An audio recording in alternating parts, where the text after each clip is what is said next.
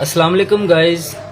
बहुत सारी आप बातें सुन रहे हैं सोशल मीडिया पे आवाम की सुनी सुनाई बातें आप सुन के तो उन पे ही अमल किए जा रहे हैं। सच बात आज आप लोगों ने मुझे मजबूर कर दिया कि मैं अपनी ही सफाई पेश करूं। ये कहाँ पर लिखा हुआ है कि विक्टिम ब्लेमिंग करें?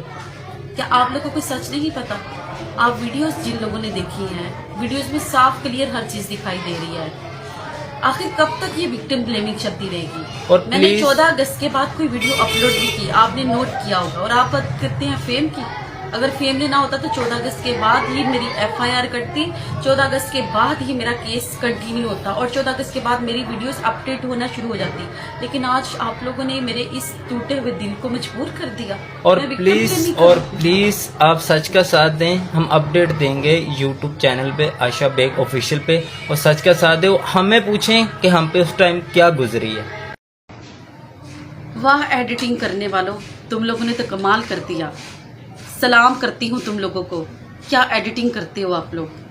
हाथ नहीं कांपे, दिल नहीं डरा, आंखों में शर्म नहीं आई कि किस गंदी लड़कियों को आप मेरे साथ जोड़ रहे हैं? आज मैं उस लड़की का असल चेहरा, उसकी सारी हकीकत अपनी YouTube वीडियो पर साथ मेंशन करूँगी, दिखाऊंगी कि वो असल लड़की कौन है और किस लड़कियों के साथ आप लोग मुझे जोड़ रहे हो।